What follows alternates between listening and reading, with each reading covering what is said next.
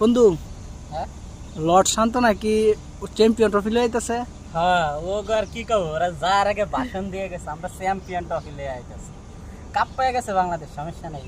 আর এক ম্যাচ আছে না পাকিস্তানের সাথে, ওটার প্যাকেট হয়ে যাবে। জীবনে ওর দ্বারা কোনো কিছু সম্ভব না। যতগুলো ম্যাচ বাংলাদেশ খেলে মানে সব প্রতিদিন পিসার রেশদ খাওয়া লাগে। হ্যাঁ বাকি ওরা শিখছে, বাজনাচ্ছে, ঢোল বাজায় বেশি।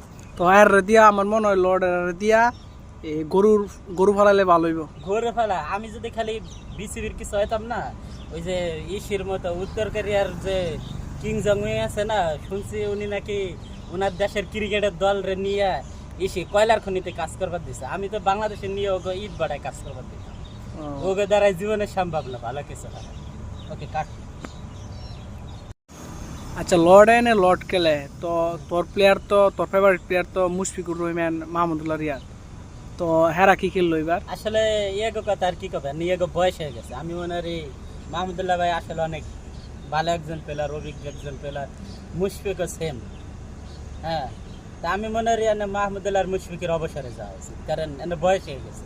নতুন যারা আছে এগো চান্স দেওয়া উচিত। তো নতুন প্লেয়ার আছে। লাস্ট টাইম যে বিপিএল খেললো, বিপিএল তো পারফরমেন্স তো ভালো আছে না, এরপরও কেমনে চান্স পাইলো? প্লেয়ার একটা জিনিস কি, ওরা টাকার জন্য খেলে, ওরা দেশের জন্য খেলে না। যে খেলে একটা লিগই নাই বা ইসি নাই, সেখানে ওরা ভালো খেলে। আর আমার মনে হয় খেলেই টাকার জন্য, ওরা দেশের জন্য খেলে। আর ওরা মিরপুর মাঠটা আমার মনে হয় যদি উড়ে নিয়ে সব দেশে খেলান যেত, তাহলে এই দলটা ভালো খেলে। কারণ ওরা মিরপুর মাঠ ছাড়া ভালো খেলবে না। তো মিরপুরের মাঠে বিপিএল খেলছে, ভালো খেলছে, এটা স্বাভাবিক, ওটা অস্বাভাবিক কিছু।